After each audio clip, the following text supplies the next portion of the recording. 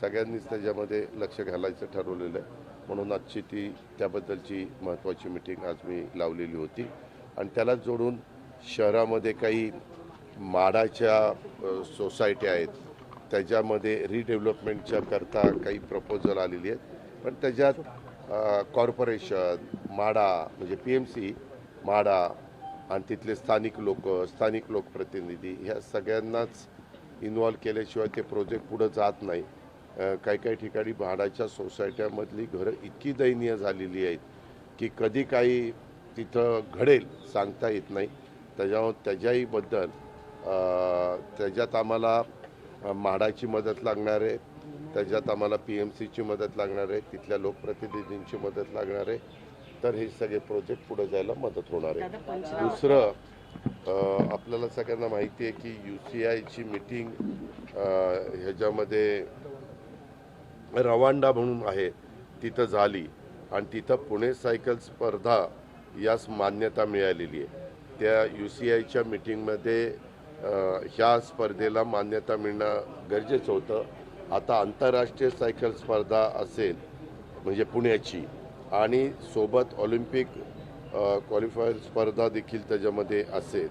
Stage 2 अशी देशाची प्रथम स्पर्धा ही असणार आहे आणि त्यामुळं निश्चितपणे पुण्याचा लौकिक हा जगभरामध्ये पोचणार आहे आणि त्याच्यातनं पुण्याच्या परिसरामध्ये पर्यटन वाढायला पण मदत होईल.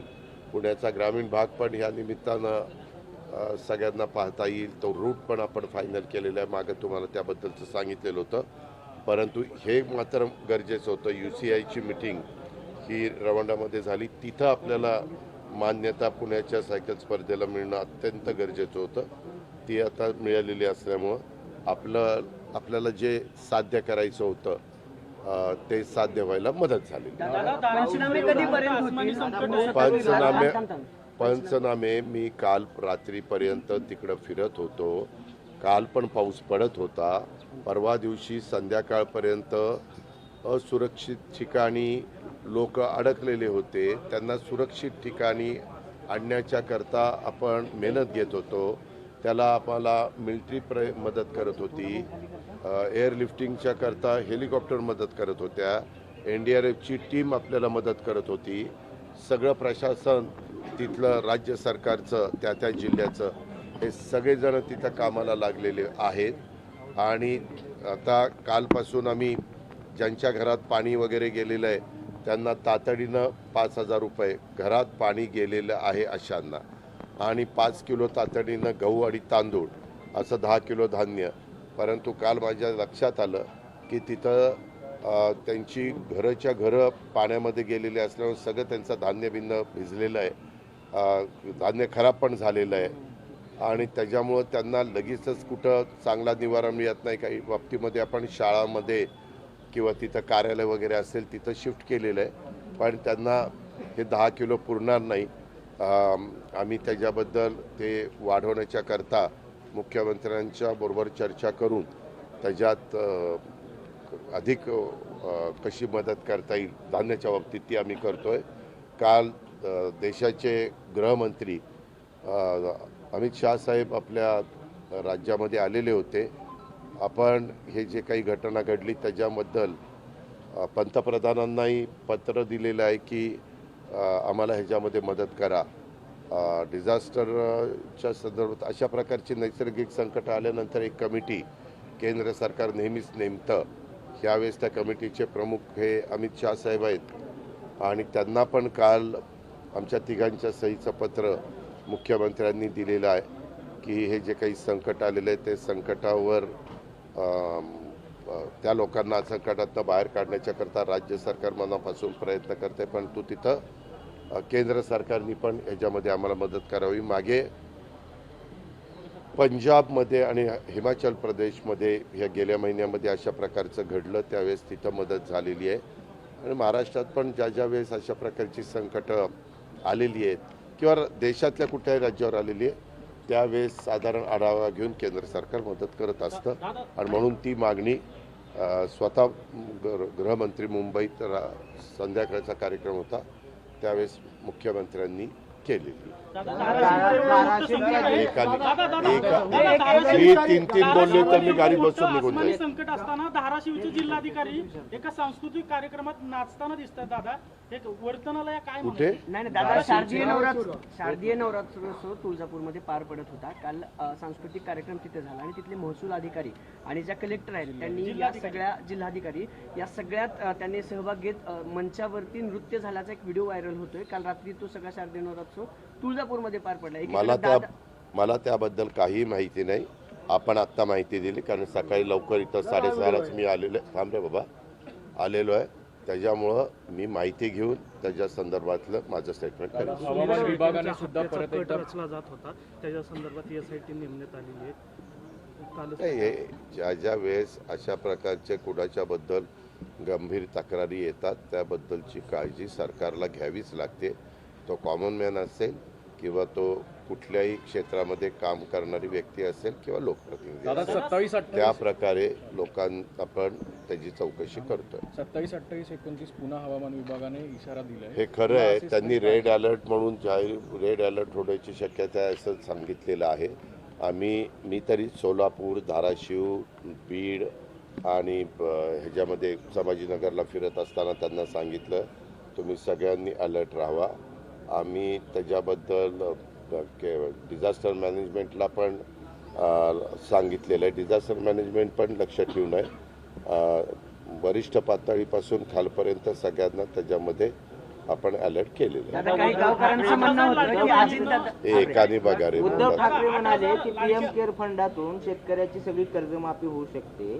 2.5 लाख कोटी रुपये महाराष्ट्रातून दिले होते कोरोना PM केअर फंडाला, ते वापरून आता ही सगळी कर्जमाफी करा, धीर द्या शेतकऱ्यांना, राजकारण आम्ही करणार नाही. बर ठीक आहे.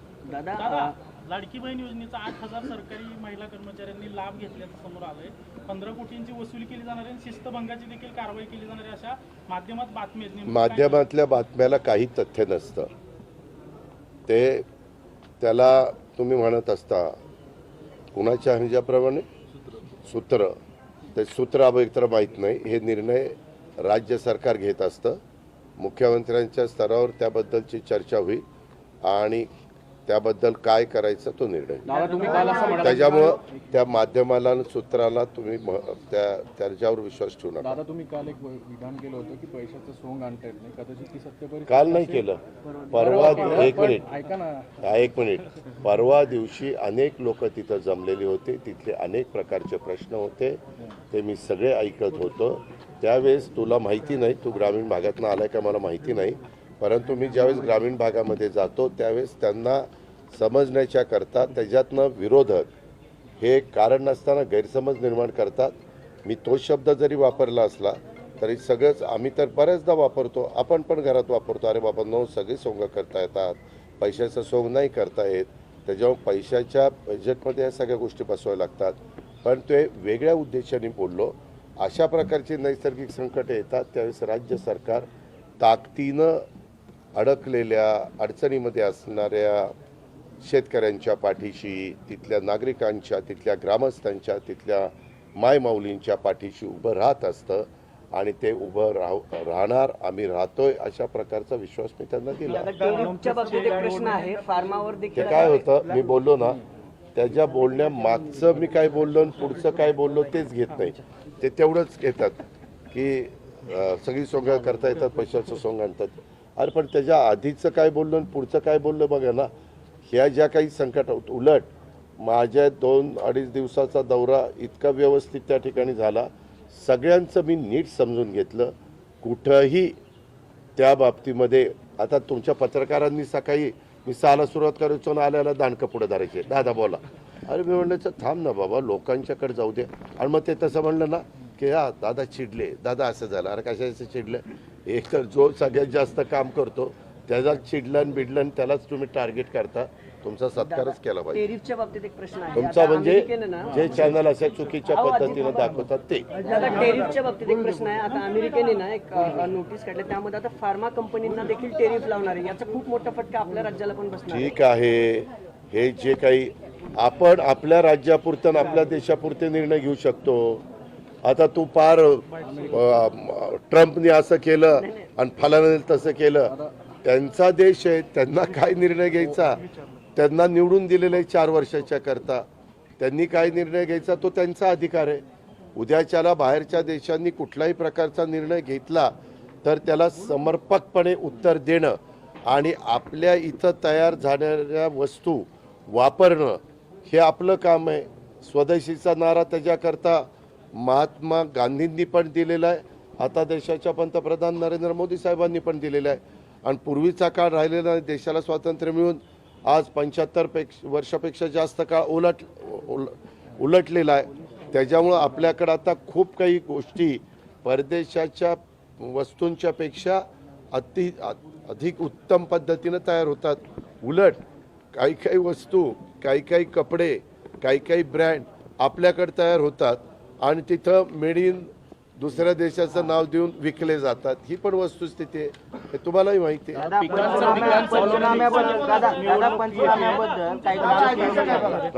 पंचनामे सुरू आहेत, मात्र काही ग्रामसेवक म्हणतात आग्रीस टॅक्स कार्ड आहे का, ई पीक नोंदणी झाली आहे का? बाबा तुम्ही ना इतकं बारीक बारीक गोष्टी, आम्ही तिथं सगळे गेलेलो आहे.